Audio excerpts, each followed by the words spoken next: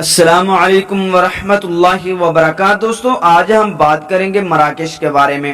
مراکش شمالی افریقہ کا ایک ملک ہے جو کہ بحر اوقیانوس کے ساتھ طویل ساحلی پٹی پر واقع ہے۔ اس ملک کی سرحدیں اب بنائے جبل الطارق یا پھر جبل الٹار پر جا کر بحر روم میں جا ملتی ہیں۔ مشرق میں مراکش کی سرحدیں الجزائر، شمال میں بحر روم اور اسپین سے منسلک آبی سرحد کے ساتھ ساتھ واقع ہیں، اور مغرب میں بحر اوقیانوس موجود ہے۔ جنوب میں اس کی سرحدیں متنازع ہیں۔ مراکش مغربی صحرا پر ملکیت کا دعوے دار ہے اور 1975 میں اس کے بیشتر علاقے کا انتظام اس نے خود سنبھال رکھا ہے۔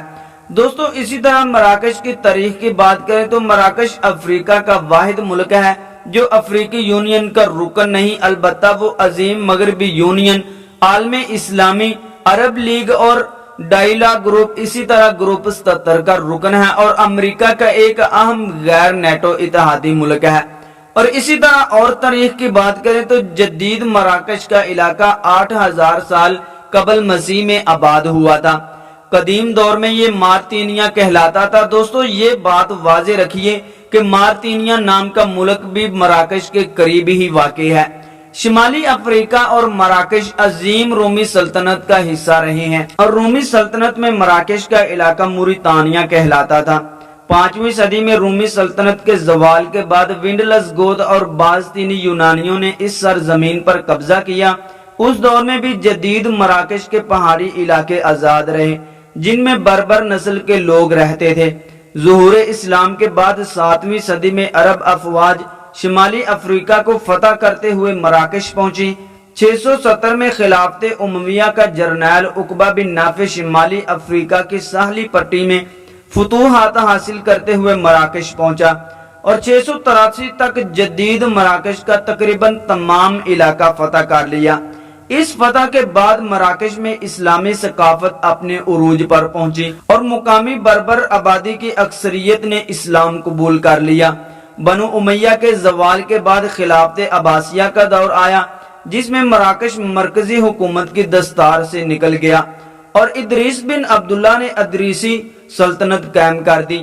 ادریسیوں نے فاس کو اپنا دارالحکومت بنایا اور مراکش کو تعلیم اور ہنر کا مرکز بنا دیا۔ مراکش بربروں کی 2 بادشاہتوں کے درمیان اپنے عروج پر پہنچ گیا جو کہ ادریسیوں کے بعد قائم ہوئی تھی۔ پہلے مرابطین اور بعد ازاں موحدین کے دور میں مراکش تمام شمالی مغربی افریقہ اور اندلس کے بیشتر حصے کا حکمران بن گیا۔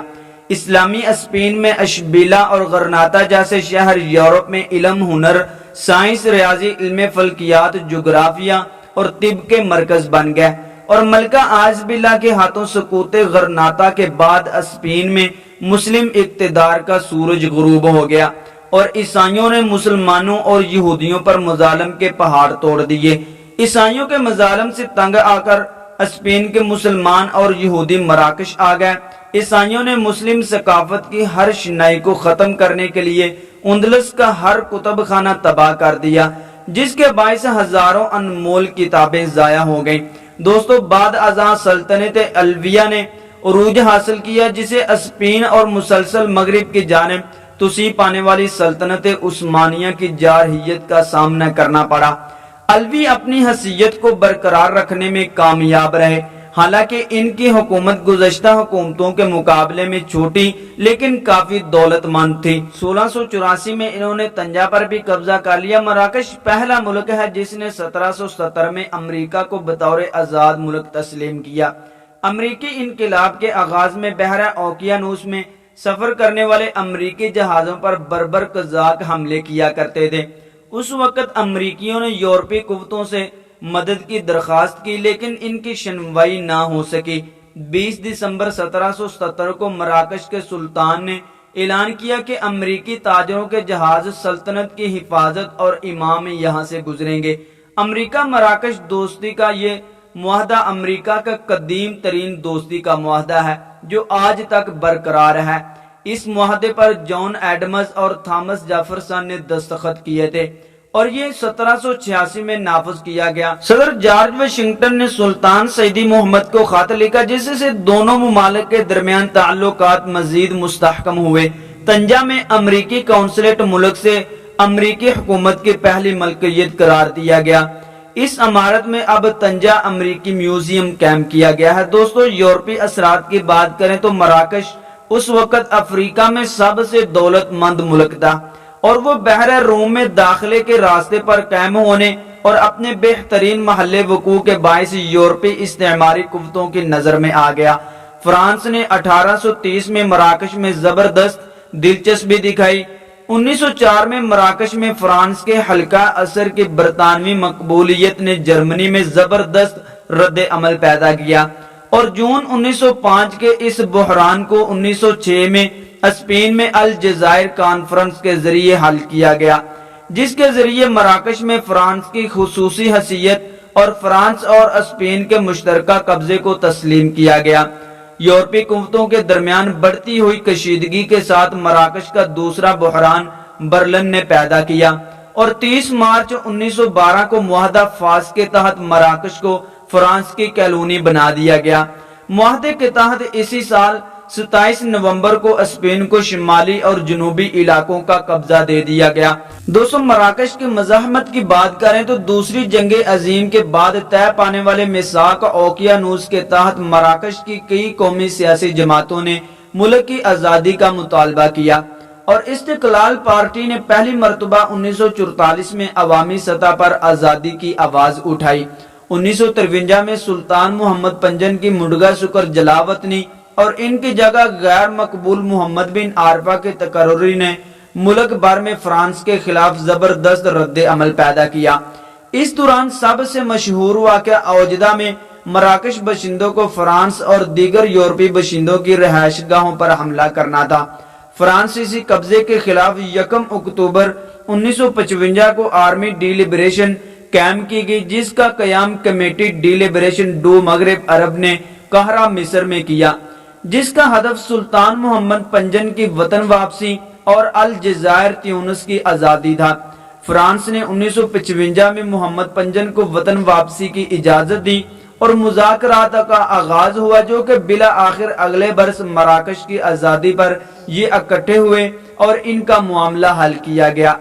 یہ انقلاب شاہ عوام کے لاتا ہے، جسے ہر سال 20 اگست کو منایا جاتا ہے۔ دوستو آزادی کی بات کریں تو مراکش نے 2 مارچ 1956 کو سیاسی طور پر آزادی حاصل کی اور 7 اپریل کو فرانس نے مراکش پر اپنے قبضے کا باقاعدہ اعلان کر دیا۔ 1956 اور 1958 میں فرانس سے معاہدات کے تحت ہسپانوی قبضے کے تحت علاقوں پر مراکش کا قبضہ ہوا، لیکن دیگر ہسپانوی قبضہ جات کو طاقت کے بل بوتے پر حاصل کرنے کی کوشش ناکام رہی۔ طنجہ کا بین الاقوامی شہر 29 اکتوبر 1956 کو معاہدہ طنجہ پر دستخط کے ساتھ ایک دفعہ پھر اس کو حل کر لیا گیا۔ ان کا دور سیاسی عدم و استحکام کا دور سمجھا جاتا ہے۔ 1970 کی دہائی میں مراکش نے مغربی صحرا پر فوج کشی کی اور اس خطے کا معاملہ ابھی تک حل طلب ہے۔ مراکش جون 2004 میں امریکہ نان نیٹو اتحادی قرار پایا اور اس نے امریکہ اور یورپی یونین کے ساتھ آزاد تجارت کے معاہدے بھی کیے۔ 2003 میں مراکش کا سب سے بڑا شہر کاسابلانکا دہشت گرد حملوں کا نشانہ بنا۔ ان حملوں کا نشانہ مغربی اور یہودی باشندے تھے، جس میں 33 شہری ہلاک ہوئے اور 100 سے زیادہ زخمی بھی ہوئے، جن کی اکثریت مراکشی تھی۔ 2006 میں مراکش نے آزادی کی 50ویں سالگرہ منائی۔ 1912 سے لے کر 1955 تک مراکش پر فرانس قابض رہا، تاہم ہزاروں مراکش باشندوں کی قربانیوں کے نتیجے میں 1956 میں مراکش نے فرانس سے آزادی حاصل کی۔ آزادی کی تحریک میں پاکستان نے مراکش کا بھرپور ساتھ دیا۔ 1952 میں اقوام متحدہ کی جنرل اسمبلی کے اجلاس کے موقع پر مراکش کے شاہ محمد پنجم کی طرف سے بھیجے گئے تحریک آزادی کے سرگرم leader Ahmed Abdeslam Balafrej security council میں جب مراکش کی آزادی کے حق میں آواز بلند کرنے کے لیے کھڑے ہوئے تو وہاں موجود فرانسیسی نمائندے نے احمد بالفرج کو یہ کہہ کر خطاب کرنے سے روک دیا کہ مراکش چونکہ فرانس کی کالونی ہے، اس لیے لہٰذا احمد بالفرج کو اس پلیٹ فارم سے بولنے کی اجازت نہیں دی جا سکتی۔ اجلاس میں پاکستان کے پہلے وزیر خارجہ سر ظفر اللہ خان بھی موجود تھے۔ انہوں نے جب ایک مسلمان رہنما کے ساتھ فرانسیسی نمائندے کے ہتک امیز سلوک دیکھے تو احمد بالفرج کو پاکستان کی شہریت کی پیشکش کی اور رات گئے نیو یارک میں کیمپ پاکستانی سفارت خانہ کھلوا کر احمد بالفرج کو پاکستانی پاسپورٹ جاری کیا۔ اس طرح اگلے روز احمد بالفرج نے پاکستان چیئر سے جنرل اسمبلی کے اجلاس سے خطاب کر کے مراکش کی فرانس سے آزادی کے حق میں آواز بلند کی، جس سے مراکش کی آزادی کی تحریک میں نئی روح پڑی اور بالآخر 19 نومبر 1956 کو مراکش فرانس کے تسلط سے آزاد ہوا۔ آزادی کے بعد مراکش کے بادشاہ محمد پنجم نے احمد عبدالسلام بالفرج کو مراکش کا پہلا وزیر اعظم نامزد کیا۔ احمد بالفرج آج دنیا میں نہیں، مگر وہ جب تک وزیر اعظم کے منصب پر فائز رہے، انہوں نے اپنے دفتر میں پاکستانی پاسپورٹ کی کاپی آویزاں رکھی۔ وہ اپنے دفتر میں آنے والے ہر شخص کو پاکستانی پاسپورٹ دکھاتے ہوئے بڑے فخر سے بتاتے تھے کہ شاید یہی وجہ ہے کہ ترکی کے بعد مراکش وہ ملک ہے جہاں کے لوگ پاکستان سے بہت زیادہ محبت اور عقیدت رکھتے ہیں۔ دوستو، تاریخ کی بات کریں، مراکش اور پاکستان میں تاریخی اعتبار سے بھی بہت زیادہ مماثلت پائی جاتی ہے۔ 711 میں جب نوجوان سپہ سالار طارق بن زیاد جبل الٹر کے مقام پر اپنی کشتیاں جلا کر فتح یا شہادت کا اعلان کر رہا تھا، اسی دوران ایک اور نوجوان سپہ سالار محمد بن قاسم بر صغیر میں دبل کے مقام پر فتح کا اسلامی پرچم گاڑ رہا تھا، جس کے نتیجے میں بر صغیر میں اسلام پھیلا اور کئی صدیوں تک مسلمانوں نے ہندوستان پر حکمرانی کی۔ دوستو، اس کی جغرافیہ کی بات کریں تو 1,75,402 مربع میل اور 4,46,550 مربع کلومیٹر کے رقبہ پر پھیلا ہوا مراکش رقبے کے لحاظ سے دنیا کا 57 نمبر سب سے بڑا ملک پایا جاتا ہے۔ مشرق اور جنوب مشرق میں اس کی سرحدیں الجزائر سے ملتی ہیں۔ بحر روم کے ساحل کے ساتھ ساتھ چند شہروں پر اب تک ہسپانوی قبضہ برقرار ہے۔ مراکش کے شمال میں ابنائے جبل الٹر ہے۔ بحر روم کے ساتھ ساتھ ساحلی علاقوں پر کوہ ریف کا پہاڑی سلسلہ واقع ہے۔ معروف کوہ اطلس کا سلسلہ جنوب مغرب میں شمال مشرق کی جانب ہے۔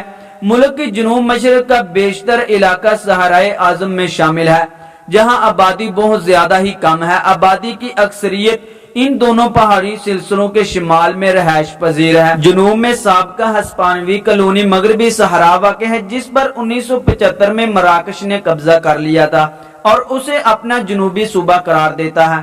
مراکش کا دارالحکومت رباط ہے اور اس کا سب سے بڑا شہر اور بڑی بندرگاہ کاسابلانکا ہے۔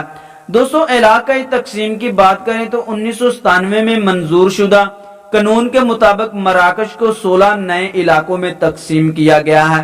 ہر علاقے کو مزید چھوٹے انتظامی حصوں میں تقسیم کیا گیا ہے، جن کو صوبہ کہتے ہیں۔